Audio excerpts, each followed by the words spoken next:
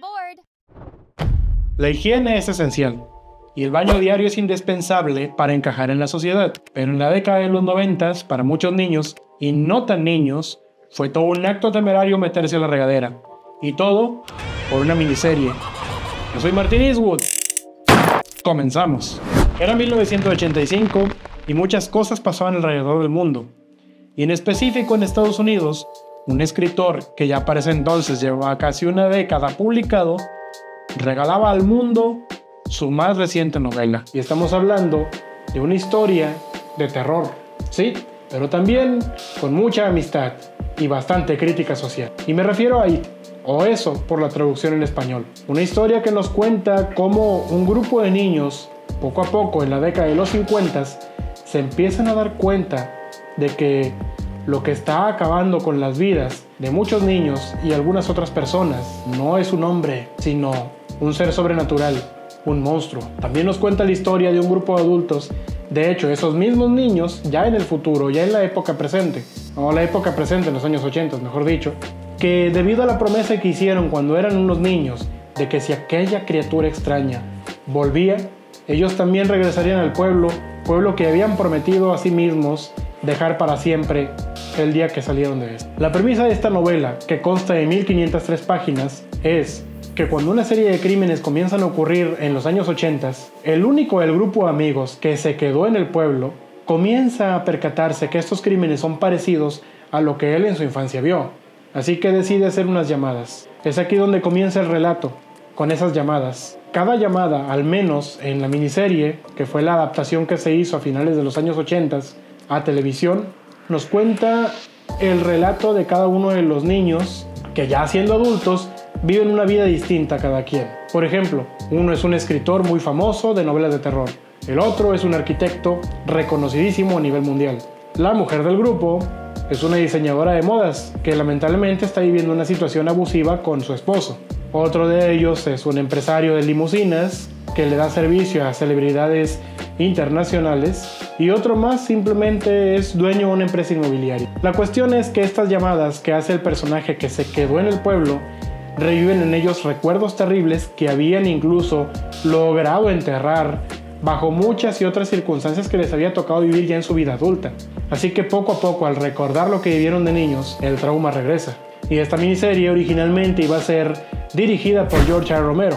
Desafortunadamente, por cuestiones de que quisieron llevarla mejor a la televisión que al cine, y a sabiendas que en la televisión había mucha censura, el cineasta, conocidísimo por su trabajo en La Noche de los Muertos Vivientes y otras producciones de terror, decidió declinar. Así que la novela tuvo que ser adaptada por otro cineasta y llevada a la televisión a finales de los años 80, precisamente en los meses de octubre. Porque como lo mencioné al principio del video, meterse a la ducha era todo un desafío, era toda una prueba de temeridad por una escena en particular. Escena que no aparece muy bien detallada en la novela, pero que en la miniserie se dieron la libertad creativa de agregarla al metraje final. Y estamos hablando de la mítica escena de las regaderas. Tiene por primera vez contacto con esta criatura que está acabando con los niños en el pueblo de Derry. Una escena en la que vemos cómo primero comienza a escucharse una voz, luego las regaderas crecen de tamaño, se mueven con un efecto muy bien logrado para la época, hasta que finalmente de la alcantarilla unas manos emergen y, como si alterara la realidad misma, abren más el hueco de la alcantarilla para entonces asomar su cabeza y el torso y saludar de forma burlona a este niño que se está muriendo de miedo. Los testimonios de los niños poco a poco van reviviendo con las llamadas que realiza Mike Hanlon, que es, como que les digo, aquella persona que se quedó en el pueblo de Derry. Tras casi 30 años vuelven a repetirse los crímenes y esto lleva a Mike a realizar las llamadas que, es como les digo, reviven los recuerdos de estos niños que ya adultos vuelven a sentirse vulnerables ante la amenaza de este gran horror. Y uno de los recuerdos es precisamente este, que nos narra cómo el chico en las regaderas ve a la criatura. Pero para poner un poco más en estructura este video y hablar un poco más en orden acerca de la miniserie y de la novela, tengo que tocar ciertos aspectos. Por ejemplo, el hecho de que cada una de las llamadas que realiza Mike, como les dije también, revive los recuerdos de cada uno de los personajes, hacen que tomen la determinación de volver al pueblo de Derry para cumplir con su promesa de que si ya lo tumbaron una vez, lo quieren tumbar por segunda vez y se puede definitivamente. Pero no todos cumplen su promesa, ya que en el apartado de las llamadas se muestra que uno de los chicos vivió un trauma aún mayor que el resto de sus amigos al enfrentar a la criatura, porque pues era un chico más escéptico, era un chico con una madurez mental más grande que la de un niño normal, y esto lo hacía a tener una visión del mundo más adulta. Y para los adultos es prácticamente impensable que la fantasía, la magia o seres sobrenaturales existan, y encararlos es otro tema muy distinto para alguien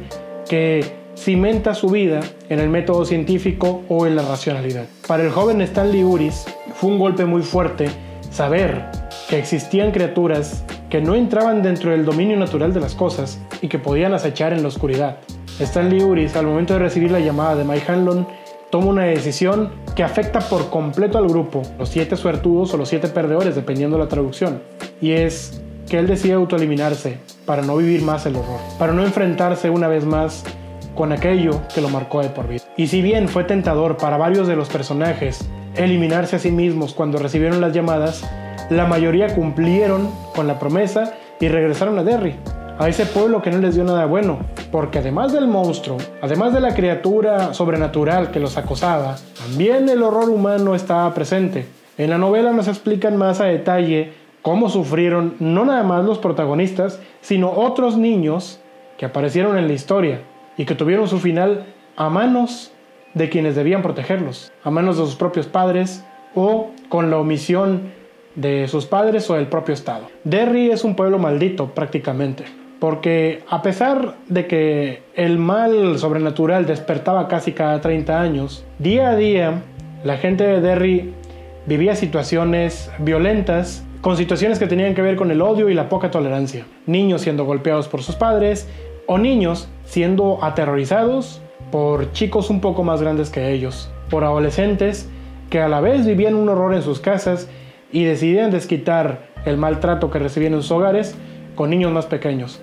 Y estamos hablando de la pandilla de Henry Bowers. Este sujeto, junto con otros 2 más, aterrorizaban a los niños de Derry, de la escuela primaria de Derry, pues con cosas básicas como golpearlos, quitarles el almuerzo, quitarles el dinero para toda la semana, etc. Y ellos fungieron como ayudantes del monstruo que despertaba cada 30 años, al momento de aterrorizar a los niños, dejarlos aún más vulnerables para cuando la criatura apareciera. Buena parte de la inspiración de It se nota que viene incluso de mitos como de vampiros. La novela de Bram Stoker, Drácula, parece que sirvió de mucha inspiración no nada más para la novela de Stephen King, la de Silent Lot, sino también para It, porque el hecho de cómo la criatura puede transformarse en los peores miedos de las personas hace alusión a cómo el conde Drácula podía transformarse en múltiples cosas que aterrorizaban a los protagonistas de la novela de Bram Stoker.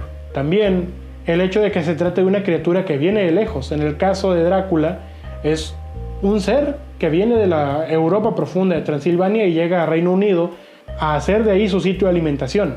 En cambio, en la novela de It es una criatura que viene prácticamente del espacio y hace de su lugar de alimentación un pueblo en Estados Unidos. Los paralelismos son impresionantes, pero también cómo el hecho de que un grupo de personas se unen para enfrentar a la criatura, seres humanos, simples personas, cada uno con sus problemas, cada uno con sus múltiples demonios, cada uno con sus traumas, pero que deciden hacer equipo. Como dice aquel dicho, la unión hace la fuerza.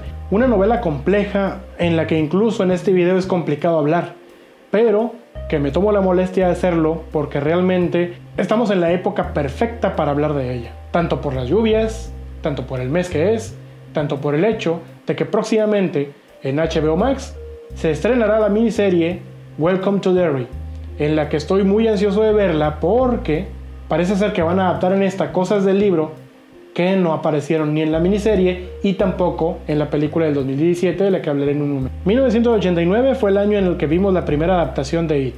Muy bien. En el 2017 vimos una adaptación ya no a televisión sino al cine, de la mano del director argentino Andy Muschietti. Una película que si bien respetó algunas de las cosas que aparecen en el libro, otras más las pasó por alto.